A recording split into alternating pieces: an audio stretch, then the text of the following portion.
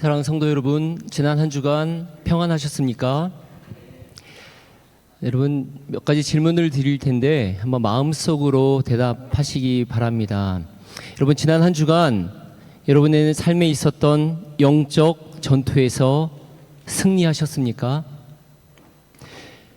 아니면 지난 한 주간 또다시 아쉽지만 안타깝게도 그 영적 전투에서 또 번번이 쓰러진 것은 아닙니까? 아니면 영적 전투라는 건 또 처음 들어본 것처럼 생각하는 분이 있으십니까? 여전히 나와 관계없는 것이라고 생각하진 않으십니까? 그 전 세계 이 복음주의 목회자 중에서 가장 말씀도 잘 학적으로도 풍부하고 아주 논리적 이성적으로 이 말씀을 잘 전하시는 분들로 유명한 분들이 존 스토트 목사님 그리고 로이드 존스 목사님을 꼽을 수 있습니다. 지난 세기 100년을 통틀어서 전 세계에 가장 좋은 영향을 준 굉장히 이성적인 분들이시죠. 이분들의 글을 잠깐 인용합니다. 존 스토트 목사님 이렇게 말합니다. 사탄 마귀는 빛보다 어둠을 좋아하기 때문에 공개적으로 공격하는 경우가 거의 없다. 그는 위험한 늑대다. 하지만 양의 모습으로 변장하고 그리스도의 양떼에 들어온다. 때때로 우는 사자처럼 다니기도 하지만 뱀처럼 간교한 경우가 더 많다. 그렇기 때문에 공개적인 핍박과 어려움만이 그가 사용하는 무기라고 생각해서는 절대 안 된다. 로이드 존스 목사님도 이렇게 말합니다. 나는 오늘날 교회가 부실하게 된, 힘이 없게 된 주된 원인 중 하나는 마귀를 잊어버리고 있기 때문이라고 확신한다. 우리는 모든 것을 우리 탓으로 돌린다. 우리는 모두 너무 심리적인 태도와 생각을 지닌다. 그러다 보니 이 객관적인 사실, 즉 마귀적 참소자의 존재와 실존 그리고 그의 불화살을 알지 못한 채 살아간다. 공통적으로 하는 말은 그 사탄 마귀에 속지 말고 지지 말라는 말입니다. 영적 싸움을 무시해서도 안 되고 또 방심해서도 안 되겠습니다. 그러면 어떻게 해야 하겠습니까? 우리는 영적 전투에서 승리해야 하는데 그러기 위해서 준비해야 합니다. 전쟁터에 나가는 병사가 준비하지 않고 나가는 것은 자만한 꼴이죠. 무장해야 됩니다. 그 싸움에 대비해야 합니다. 어떻게 무장해야 하는지 오늘 이 성경에서 구체적으로 말해주고 있습니다. 많이 아는 이야기이시겠지만 그러나 이 6가지 무장을 다시 한번 생각하면서 오늘 2025년 11월 현재 나는 다시금 무장하고 있는지 한번 돌아보실 수 있기를 바랍니다. 사도 바울은 이 영적 무장을 그 당시 흔히 볼 수 있었던 로마 군인의 그 무장한 모습으로 묘사하고 있습니다. 우리가 보기에는 너무나 낡아빠진 너무 오래된 것으로 보기 쉽지만 그 당시 이 로마 군인들은 세계 최강 그런 군대였습니다. 그리고 가장 그들을 잘 보호하기 위해서 마련된 것이 로마 군인들의 그 갑주였습니다. 이제 우리 그것을 보면서 하나님께서 오늘날 우리에게 가장 신식 무기, 가장 최고의 무기를 주기 원하시는데 그것과 비교하면서 한번 이 무장을 어떻게 해야 되는지 살펴보겠습니다. 첫째는 오늘 말씀해 보는 것처럼 진리의 허리띠입니다. 허리띠를 매야 됩니다. 고대 시대의 많은 군사들과 사람들의 옷이 헐렁했지요. 그것을 전투에 나가기 위해서는 허리띠를 조여매는 것으로 시작했습니다. 그 조이면서 옷가짐을 다시 하고 마음가짐을 새롭게 하는 거지요. 태권도나 유도나 이러한 무예에서도 이 벨트를 조여매고서 그렇게 합니다. 왜냐하면 그 옷을 반듯하게 하면서 상대에게도 그 틈을 주지 않을 뿐 아니라 내 정신 무장을 새롭게 하기 때문입니다. 영적 전신갑주에서 이 허리띠는 바로 진리라고 말하고 있습니다. 진리의 허리띠. 진리로 무장해야 합니다. 진리로 정신을 무장하고 통일해야 합니다. 모든 여러 가지 생각과 사고와 잡다한 것들을 진리로 다시 통일하고 정리해야 합니다. 어떤 책을 읽을 때 도끼로 저 얼음을 깨는 것처럼 우리 머릿속을 깨는 책이 아니면 왜 그 책을 읽겠는가라는 말이 있지요. 우리는 말씀으로 진리로 우리 정신을 새롭게 해야 합니다.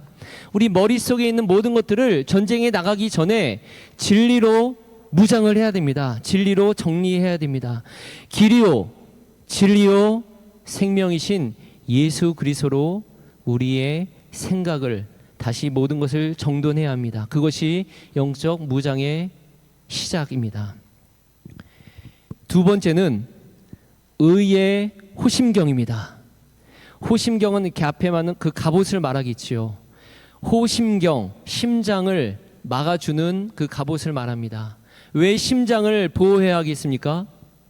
심장은 우리 생명과 직결되는 가장 중요한 것이기 때문이지요. 무엇보다 심장을 지켜야 합니다. 이 심장을 지키기 위해서 단단한 갑옷을 입고 그것을 막아야 됩니다.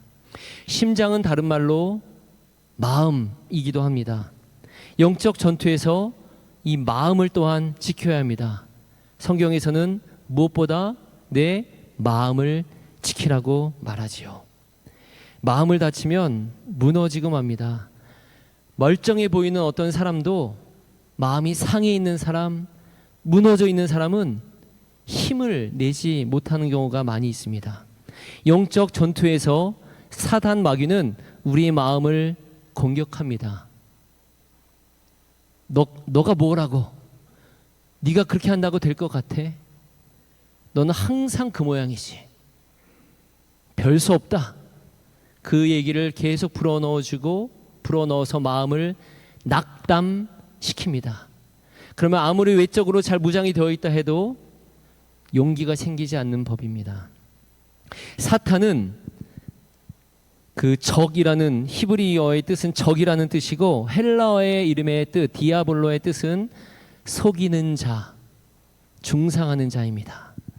속이고 헐뜯는 자, 그것이 사탄 마귀의 본질입니다. 이 마음을 심장을 보호해야 되는데 그것이 바로 영적 전투에서 그것은 의로움입니다. 의의 호심경으로 무장하라고 합니다. 성경에서 의로움은 종종 칭의와 관련이 있습니다. 의롭다 함을 받는 것입니다. 즉 우리는 우리 스스로의 능력이 아니라 예수 그리스도로 말미암아 의롭다 함을 받습니다. 그리스도를 통해 용서받고 그리스도를 통해 용납받고 그리스도를 통해 의롭다 함을 받게 됩니다. 그러므로 이제 그리스도 예수 안에 있는 자에게는 결코 정죄함이 없나니 누가 능히 하나님께서 택하신 자들을 고발하리요 의롭다 하신 이는 하나님이시니 누가 정죄하리요. 여러분, 사탄 마귀가 우리를 공격할 때, 우리의 부족한 면을 공격할 때 그렇게 우리는 선포할 수 있습니다. 예수 그리스도가 나의 의로움이 되신다. 그렇게 말입니다. 예수 그리스도로 말미암아 우리가 의롭다함을 새로운 정체성을 받는 겁니다. 우리의 실제의 모습은 연약할지언정 그 모든 죄를 씻으시고 그 죄의 값을 이미 치르시고 우리를 의롭다 하나님께서 부르십니다. 이 의로움은 곧 예수 그리스도로 인한 의로움이라고 생각을 할 수 있고요. 또 한 가지 의로움의 차원은 우리가 아는 것처럼 도덕적인 어떤 성품적인 차원에서의 의로움을 물론 말하기도 합니다. 그리스도인이 그리스도로 인해서 새로워지고 하나님의 자녀가 된 사람들은 성품이나 또는 그 도덕에 의해서 삶에 있어서 의로움을 추구합니다. 그 그리스도로 인한 의로움과 우리 성품의 의로움이 결합이 되어야 합니다. 그래서 이렇게 표현합니다.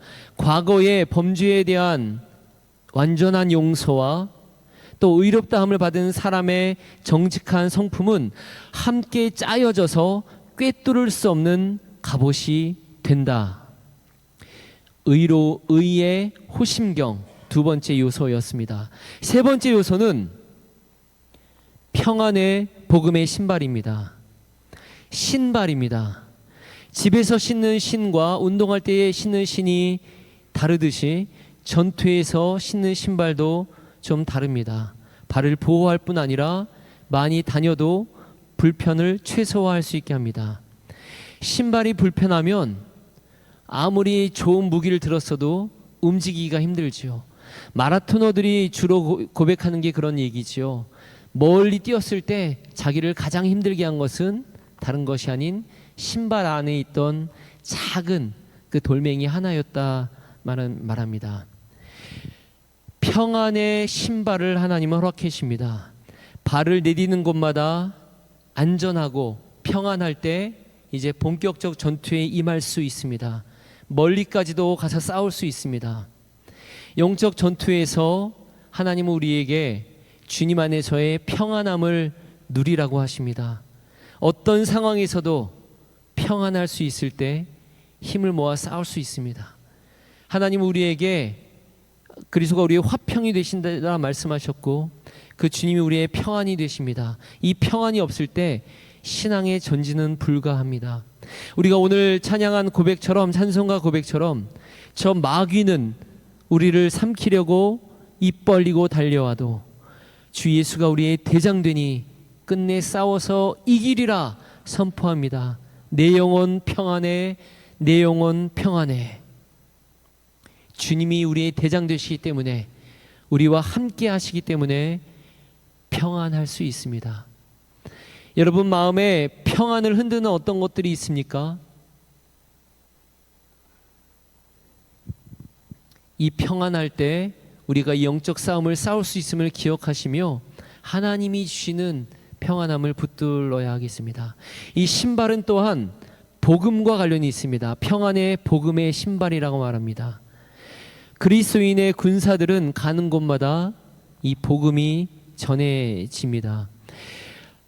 한국 전쟁 때 북한군들이 쳐들어왔습니다. 북한군들이 가는 곳곳마다 그것은 공산화가 됩니다. 그러나 다시 한국 군인들이 공격하여서 그 자리를 점령하고 다시 밀고 올라갈 때 그 한국군과 연합군들이 가는 곳이 다시 자유의 장소가 되지요. 그리스도인들이 가는 곳곳마다 이 가는 곳곳마다 무엇이 뿌려져야 하겠습니까? 바로 그리스도의 군대 지는 곳마다 복음이 전해져야 합니다. 여러분이 내디는 곳마다, 여러분들이 가는 곳곳마다 복음이 뿌리 내려지기를 바랍니다. 복음의 씨앗이 심겨지기를 바랍니다. 여러분이 떠나고 난 자리를 생각해 보십시오. 그곳에 무엇이 남아 있습니까? 사랑을 남기시기 바랍니다. 화목함을 남기시기 바랍니다. 무엇보다 그리스도의 복음의 씨앗을 남기는 여러분들이 되기를 바랍니다. 이렇게 세 번째는 복음의 평안의 복음의 신발이었습니다. 네 번째, 그것은 방패입니다. 무장할 때 우리가 우리의 무장을 생각하면서 동시에 적의 공격이 만만치 않을 것임을 생각해야 합니다. 적의 공격이 너무나 우스울 것이라고 생각하고 방심해서는 안 됩니다. 사탄은 때와 장소를 가리지 않고 불화살을 쏘아댑니다. 그것을 막기 위해 믿음의 방패를 단단히 잡고 있어야 합니다. 항상 붙들어야 합니다. 사단의 불화살을 맞는 사람들은 그것에 맞아 불이 들고 맙니다. 불타버리고 맙니다. 사탄은 온갖 불화살을 쏩니다. 사탄은 우리의 가장 약점이 무엇인지를 알고 있습니다. 거기에 맞는 불화살을 집중적으로 쏘아대고 방심할 새 쏘아대고 우리가 생각지 못하던 방식으로 쏘아댑니다. 의심의 불화살을 맞은 사람은 어떤 말을 들어도 의심에 사로잡힙니다. 미움의 불화살을 맞은 사람은 어떤 상황에서도 어떤 사람에게도 언제나 미움이 나타납니다. 음란의 불화살을 맞은 사람은 음란을 이길 수가 없습니다. 탐심의 불화살을 맞은 사람은 그 물질의 탐욕을 이기지를 못할 때가 많습니다. 중독의 불화살, 도박의 불화살, 교만의 불화살 등등, 사탄은 우리의 작은 약점을 그것을 물어뜯어서 그것을 집중적으로 불화살을 쏘아대고 그것을 사자가 물어뜯듯이 물어뜯습니다. 이 사단이 쏘는 불화살을 막기 위해 믿음의 방패를 굳게 붙들어야 합니다. 무릇 하나님께로부터 난 자마다 세상을 이기느니라. 세상을 이기면 이것이니 우리의 믿음이니라 말했습니다. 여기서 중요한 것은 이 믿음의 대상입니다. 예수 그리스도, 우리가 믿는 그분이 계시기에 우리는 사단의 불화살을 막을 수가 있습니다. 예수 그리스도에 대한 믿음이 요만큼인 사람은 우리의 믿음이 요만큼입니다. 사탄의 불화살을 이것 하나로 막아야 됩니다. 그러나 그 믿음이 커져갈수록 우리는 그 믿음으로, 예수 그리스도를 믿음으로 불화살을 막을 수 있습니다. 이 믿음이 커질수록 큰 방패를 가진 사람은 어떤 불화살도 넉넉히 이길 줄 믿습니다.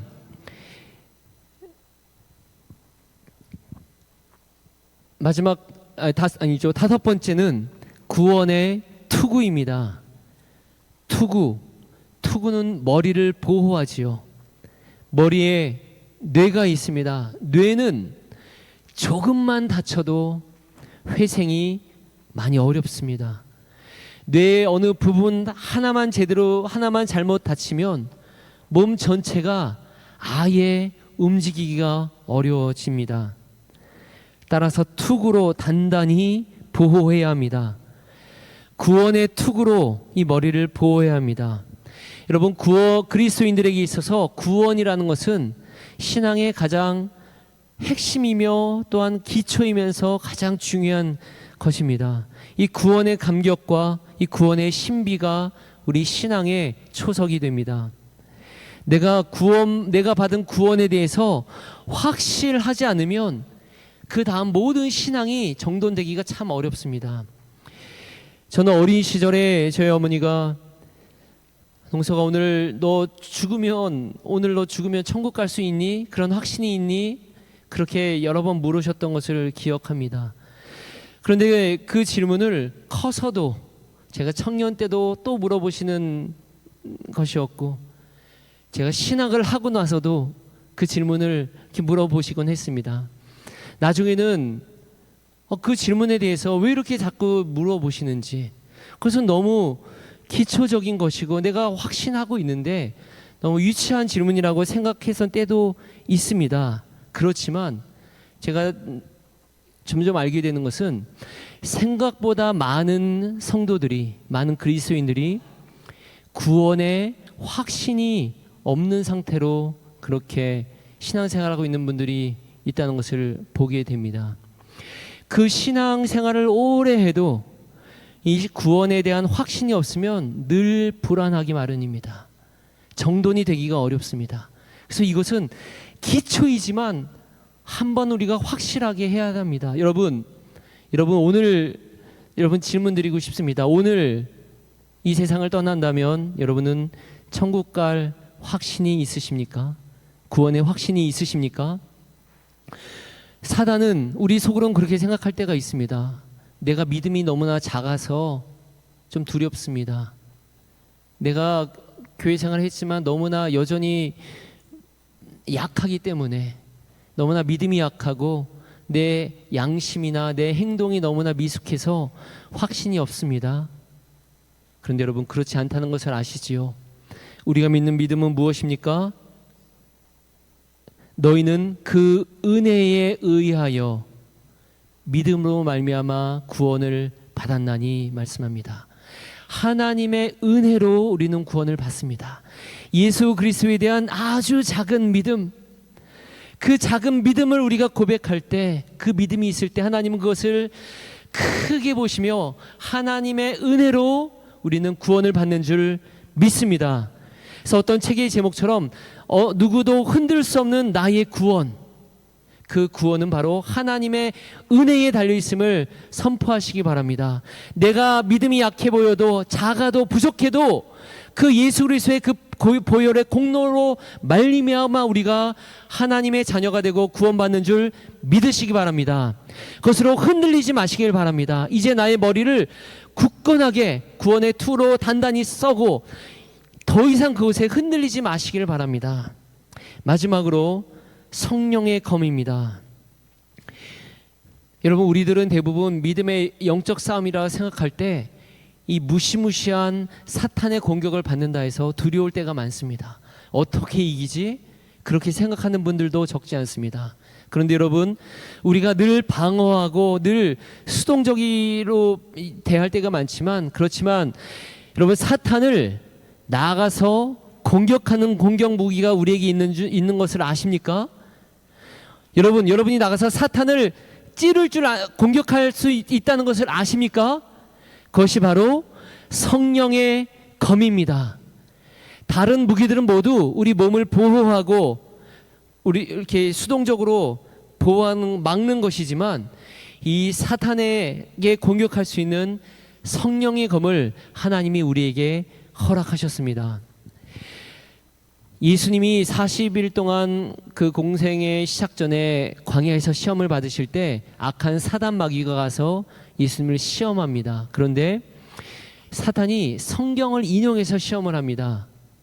그러나 예수님께서는 말씀으로, 성경으로 다시 그 사탄을 쫓아내시지요. 여러분, 이 성령의 검은 우리의 사탄을 쫓아낼 수 있는 공격 무기입니다. 이 성령의 검을 다른 말로 성경에서 뭐라고 말하고 있습니까? 성령의 검은 곧 하나님의 말씀이라고 말하고 있습니다. 성령의 검, 하나님의 말씀으로 사탄을 능히 내어 쫓을 수 있는 줄 믿으시기 바랍니다. 그런데 여러분, 이 말씀이 그렇게 중요한 겁니다. 여러분, 근데 이 말씀이, 성경이 그냥 있다고 해서 사탄을 이기는 것이 아닙니다. 이 성경 말씀이 내가 묵상하고 내가 소화하고 내가 곱씹어서 내 것으로 만들 때, 그래서 성령의 능력 가운데 그것이 내 것이 될 때, 이 말씀이 있을 때 그 말씀으로 사탄을 이기는 줄 믿으시기 바랍니다. 내 안에 체화된 말씀들, 내 안에 들어온 말씀들이 있을 때 그것을 이깁니다. 사탄이 공격할 때, 혹은 누군가를 여러분 상담해주고 위로해줄 때 우리의 말로는 한계가 있고 연약할 때가 있죠. 그런데 그때에 기도하면서 하나님이 나에게 주시는 말씀, 나에게 생각나게 하시는 말씀들을 위해서 기도합니다. 하나님이 주시는 말씀이 있을 때 그 말씀으로 사람을 위로할 때 그것이 엄청난 힘을 발휘합니다. 그 말씀으로 사람을 위로하고 격려할 때 놀라운 일이 생깁니다. 마찬가지로 사단 마귀의 공격에 하나님이 주시는 말씀으로 선포할 때 그때 사단은 두려워하며 떠나갑니다. 주일 말씀을 들을 때도 마찬가지입니다. 주일 예배에 오는 것만으로는 엄밀한 의미에서 이 설교를 듣는 것만으로는 그 말씀이 내 것이 되지 않을 때도 있습니다. 이 단위에서 선포하는 말씀이 어떤 말씀일 때 그 말씀이 나에게 오는 말씀은 어떤 것이 있는지, 하나님이 오늘 나에게 혹시 주신 말씀은 어떤 것인지를 겸손한 말씀으로 마음으로 듣고, 하나님이 어떤 말씀을 깨닫게 하실 때, 생각나게 하실 때 그 말씀을 붙들고 그 말씀을 내 속에서 받아들이고 기억하고 묵상할 때 그 말씀이 완전히 내 것이 됩니다. 그리고 그 말씀이 내 안에서 살아 숨쉴 때, 체화될 때 그 말씀으로 일주일의 삶 속에서 성령의 능력을 힘입어서 그 말씀으로 이겨낼 수 있습니다. 여러분, 이렇게 6가지 요소를 모두 살펴봤습니다. 진리의 허리띠, 의의 호심경, 또 구원의 투구, 평안의 복음의 신발, 또 믿음의 방패, 그리고 성령의 검, 하나님의 말씀을 보았습니다. 근데 이 말씀들을 가만히 보면 관통하는 것이 있습니다. 그것은 바로 진리의 말씀입니다. 진리로 허리띠를 띠고 의로움으로, 그리고 구원의 투구, 그리고 성령의 검, 이 모든 것에 결국 이 관통하는 것이 말씀이라고 할 수가 있겠습니다. 여러분, 그렇다면 이 6가지 장비를 이제 우리가 입었다고 생각해 봅시다. 그러면 끝입니까? 이제 나가서 승리할 수 있습니까? 오늘 말씀은 그렇게 무장한 뒤에 우리가 해야 할 것이 있다고 말합니다. 그것이 18절에 나옵니다. 무엇입니까? 18절 말씀 한번 앞에 띄워주시면 우리 같이 한번 읽겠습니다. 모든 기도와 간구를 하되 항상 성령 안에서 기도하고 이를 위하여 깨우기 구하기를 항상 힘쓰며 여러 성도를 위하여 구하라 말씀합니다. 한마디로 기도해야 하는 겁니다. 말씀으로 여러 가지 장비를 마련하고 입었다면 이제 기도로서 실전에 나갈 수 있습니다. 모든 기도와 간구를 하되 항상 성령 안에서 기도하고 항상 깨어있고 항상 힘쓰고 여러 성도를 위해서 기도하라, 그렇게 말하고 있습니다. 기도는 하늘의 문을 여는 열쇠라고 이야기를 하지요. 또 기도는 하나님께 부르짖는 간구라고도 하지요. 대화라고도 하지요. 영적 전투의 관점에서 볼 때 기도는 바로 상급 부대의 도움을 요청하는 무전기입니다. 요즘 전투는 개인의 전투로 끝나지 않습니다. 그리고 한 부대만의 전투가 아닙니다. 함께 이길 때 승리할 수 있지요. 개개인이 무장하는 것도 너무나 중요하지만 전투에서 더 중요한 것은 상급 부대의 그런 지원 사격이며 지원 화력입니다. 우리가 부족할 때 기도로 하늘의 문을 열고 하늘의 그 도움을 받으라고 말하는 겁니다. 우리가 가질 수 없는 것을 성령께서 일하시는 거죠. 하늘의 문을 여시고 공격하고, 현대적으로는 뒤에서 포가 날아가고 비행기가 날아가고 뒤에서 어마어마한 그 미사일이 날아가는 겁니다. 기도는 무전기 같은 겁니다. 영적 전투에서 필수입니다. 말씀으로 무장하고 기도를 더해야 합니다. 기도는 이렇게 상급 부대의 도움을 요청하면서 동시에 옆 부대와 교전하는 수단, 함께 통신하는 수단이기도 합니다. 그래서 계속 성도를 위해서 함께 기도하라고 말하죠. 항상 깨어 있어서 여러 성도를 위해서 기도하라, 그렇게 말하고 있습니다. 의인의 기도는 강구하는, 역사하는 힘이 크다고 말했습니다. 성냥개비 하나는 아주 약합니다. 하나는 손가락으로도 부러뜨립니다. 그러나 성냥개비가 20개, 30개가 모이면 아주 단단해집니다. 성냥개비가 100개가 모이면 손가락 힘으로 끊어뜨릴 수 없습니다. 우리 한 사람 한 사람은 어쩌면 악한 영적 공격에 약할 수밖에 없는 성냥개비처럼 약한 부분이 있을지 모릅니다. 그러나 함께 예배하며 함께 기도한다면 어떤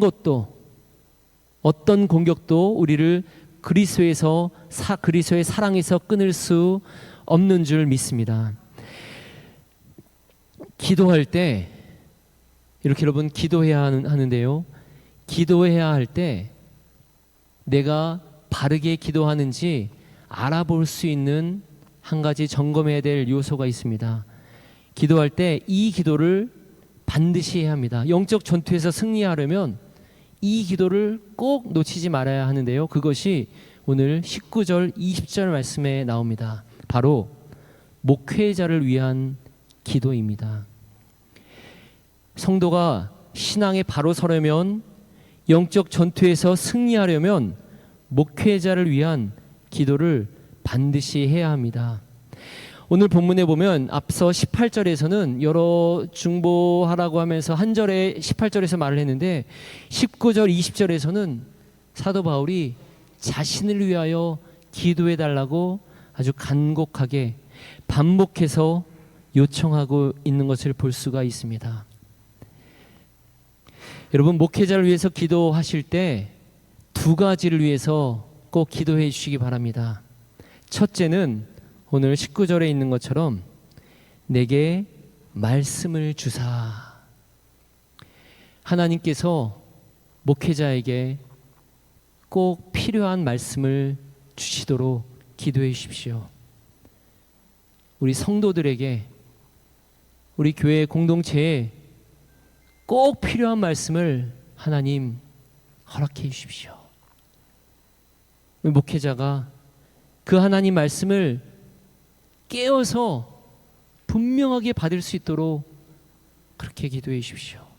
그 복음의 비밀을 깨달을 수 있도록 목회자를 위해 기도해 주십시오. 두 번째는 나로 입을 열어 복음의 비밀을 담대히 알리게 하소서. 또 뒤에 보시면 당연히 할 말을 담대히 하게 하소서. 담대히 할 수 있도록 기도해 주시기 바랍니다. 담대하게 할 수 있도록 바울이 두 번을 강조해서 반복해서 말하고 있습니다.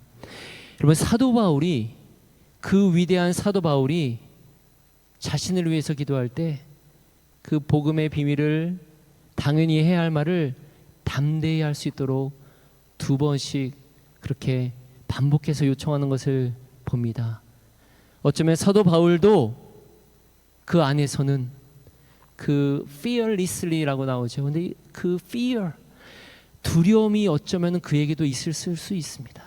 하지만 그가 이렇게 성도들의 기도를 요청하고 그리고 하나님 말씀을 담대히 선포했습니다.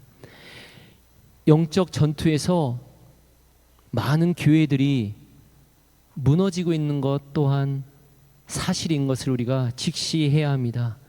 인정하고 싶지 않지만, 너무나 슬프지만 교회들이 무너지고 있습니다. 교회들이 왜 무너지겠습니까?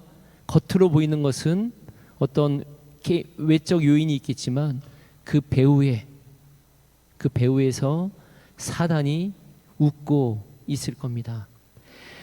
여러분, 교회를 무너뜨리기 위해 사단이 가장 많이 쓰는 전략은 무엇일까요? 교회, 하나님의 교회는 기도하는 성도들, 사랑으로 섬기는 성도들, 믿음의 성도들이 있기 때문에 쉽사리 무너지지 않습니다. 그래서 사단 마귀가 가장 많이 쓰는 방법 중 하나는 바로 목회자를 공격하는 겁니다. 목회자가 쓰러지면 교회가 힘을 못 낼 때가 많기 때문입니다. 아까 6가지 요소에서 보셨듯이 목회자의 마음을 공격하고, 목회자의 생각을 공격하고, 목회자의 발을 공격하고, 그렇게 공격하여서 먼저 군대에서도 지휘관을 먼저 쓰러뜨리듯이 그렇게 할 때가 많이 있기 때문입니다. 사랑하는 성도 여러분, 여러분께 당부드립니다. 저를 위해서 기도해 주세요. 많이 부족하고 연약합니다. 그래서 성도 여러분들의 기도가 필요합니다. 하나님께 말씀을 받도록 기도해 주시고, 그리고 그 말씀으로 담대하게 선포할 수 있도록 중보해 주시기를 부탁드립니다. 이렇게 이제 말씀을 정리합니다. 여러분, 진리의 말씀으로 항상 무장하시기 바랍니다. 머리로 구원받았음을 늘 기억하시면서 불안해하지 마시기 바랍니다. 내가 의로워졌음을 가슴에 늘 새기시길 바랍니다. 모든 공격을 믿음으로 받아치시기 바랍니다. 어디로 가든지 평안을 잃지 마시기 바랍니다. 성령께서 주신 말씀으로 감동을 받아서 이 약한 사단의 공격을 대적하시기 바랍니다. 항상 성령 안에서 기도하고 서로를 위해서 기도하시기 바랍니다. 하나님의 도움을 요청하시고 하나님의 능력을 받아 이번 한 주간의 이 삶에서 이 영적 전투에서 승리하시는 우리 모든 우리 엘리자베스 한인교회 성도님들 되시기를 축복합니다. 말씀 생각하시며 기도하겠습니다.